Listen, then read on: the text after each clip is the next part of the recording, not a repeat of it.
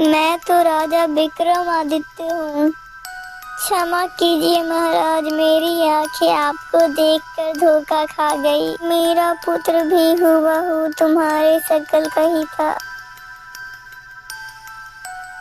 लेकिन माँ, अब आपका बेटा कहाँ है, बताइए मुझे। महाराज, मेरा एक ही पुत्र है और ये औरत उसकी पत्नी है। मेरा पुत्र कलिंग राजा के यहाँ नौकरी करता है।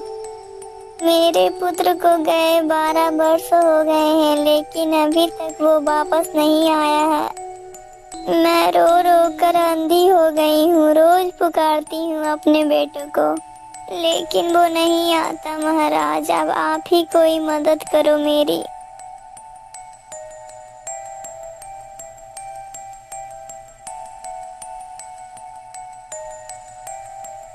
माँ जी, आप बिल्कुल भी चिंता ना कीजिए। आप, मैं वादा करता हूँ आपसे, मैं आपका बेटा जल्दी आपको मिलवा दूंगा। फिर राजा वहाँ से निकल पड़ता है। राजा चलते चलते उसी राज्य में पहुँच जाता है जहाँ पर उस बूढ़ी माँ का बेटा नौकरी करता था। उस बूढ़ी माँ का बेटा राजा के शयन पलंग का रक्षा करता था।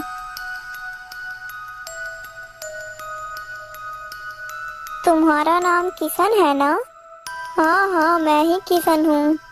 लेकिन आप कौन हो? आपको मेरा नाम कैसे पता है? आप तो हूबहू मेरी शक्ल के लग रहे हो। हाँ मित्र, मैं हूबहू तेरी शक्ल का हूँ। मैं आज तेरी बूढ़ी माँ और तेरी पत्नी से मिलकर आ रहा हूँ। वो लोग तुम्हारी याद में रो रो कर पागल हो रहे हैं। तुम ऐसा करो, तुम अपनी पत्नी और अपनी माँ से मिलकर आ जाओ। मैं जब तक तुम्हारी जगह पर तुम्हारी नौकरी कर रहा हूँ। नहीं नहीं, मैं अपनी नौकरी कहीं छोड़कर नहीं जा सकता। तुम मेरे साथ चालाकी कर रहे हो ताकि तुम मेरी नौकरी ले लो। अरे नहीं मित्र, मैं तुमसे कोई चालाकी नहीं कर रहा हूँ और ना ही मुझे तुम्हारी नौकरी चाहिए। तुम जाओ और तुम अपनी बूढ़ी माँ और अपनी पत्नी से मिलकर आ जाओ। फिर तुम आकर अपनी नौकरी पे तैयार रहना। फिर राजा उसके कपड़े वो ले लेता है और वो अपने कपड़े उसको दे देता है। अच्छा ठीक है मित्र, मैं चलता हूँ, तुम अपना ख्याल रखना। यह कहकर वो लड़का वहाँ से चला जाता है। और राजा सुबह होते ही लोगों को हीरे जवाहरात थाली भर भर कर सोना चांदी सब दान कर रहा होता है। अरे वाह, ये राजा तो बहुत ही दयालु दानी है। मैं तो इसे क्रूर समझ रहा था। ये तो कितना महान है, लेकिन ये इतना सारा धन लाता कहाँ से है? मुझे इसका पता लगाना ही होगा।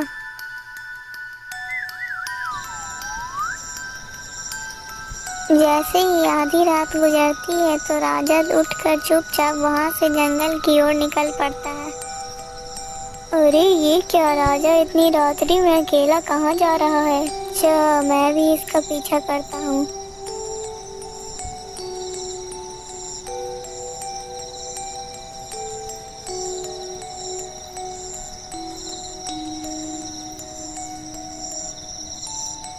राजा जंगल में एक गुफा में एक शैतान की पूजा किया करता है।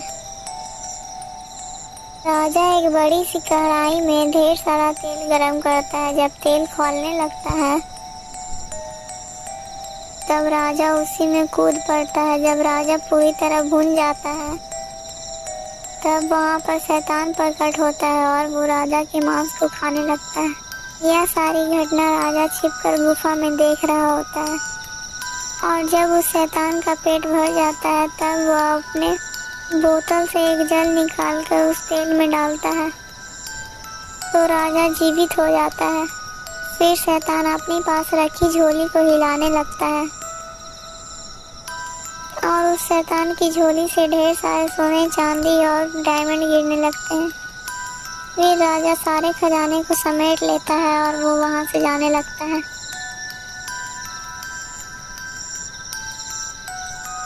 अरे ये क्या, तो राजा यहाँ से खजाना ले जाता है। राजा अपने मांस इस शैतान को ऐसे खिलाता है तो शैतान प्रसन्न हो जाता है। अगर राजा अपने शरीर पर तेल, नमक, मिर्च और मसाले का फूटन लगाए तो क्या शैतान और भी ज्यादा प्रसन्न हो जाएगा।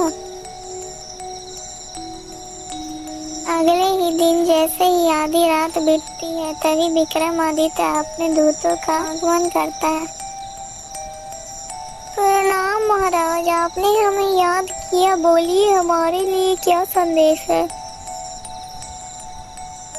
ये दूतों, तुम आज इस राजा को नींद से जागने मत देना, जब तक मैं ना कहूँ इसकी नींद खुलनी नहीं चाहिए। ठीक है महाराज, जैसी आपकी आज्ञा। आप निश्चिंत होकर अपने कार्य के लिए जा सकते हैं। हम इसे देखते हैं।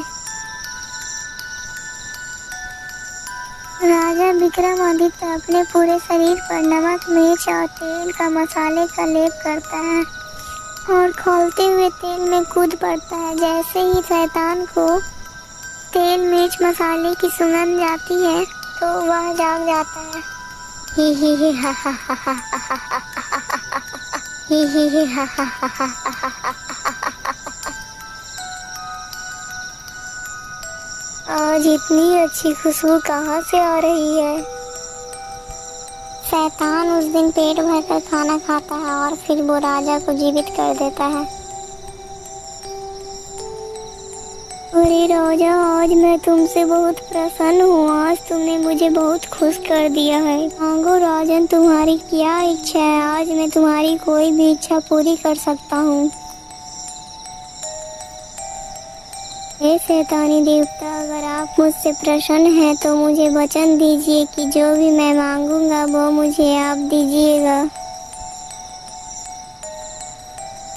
मैं तुम्हें वचन देता हूँ कि आज तुम जो भी मांगोगे मैं वो तुम्हें दे दूंगा। तो सुनिए शैतान देवता, पहले तो मुझे आपकी ये अमृत की बोतल चाहिए और फिर मुझे ये आपकी खजाने की झोली चाहिए। फिर शैतान वो बोतल और खजाने वाली झोली राजे को दे देता है।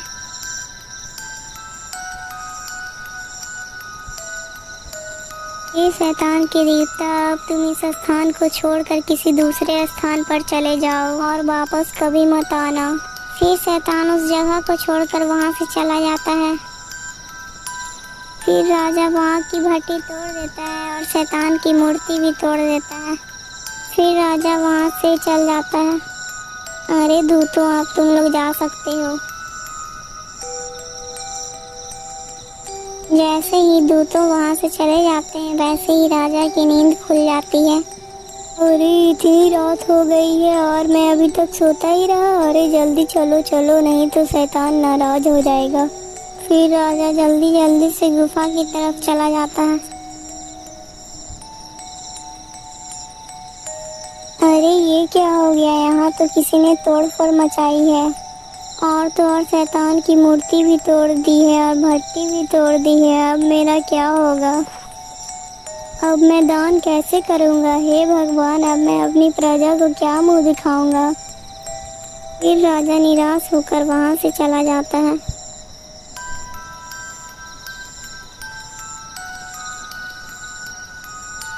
क्या बात है महाराज, आज आप इतने उदास क्यों हो। फिर राजा पूरी कहानी बताता है। महाराज आप दुखी मत होइए, उस खजाने की झोली मेरे पास है, ये देखिए महाराज। अब आपको रोज रोज अपने आप को जलाने की कोई आवश्यकता नहीं है। अब आप ये झोली लीजिए और ये झोली को रोज हिला दीजिएगा और लोगों में दान कर दीजिएगा। ये लीजिए। लेकिन तुम्हें ये झोली कहाँ से मिली। फिर विक्रमादित्य अपनी कहानी राजा को सुनाता है।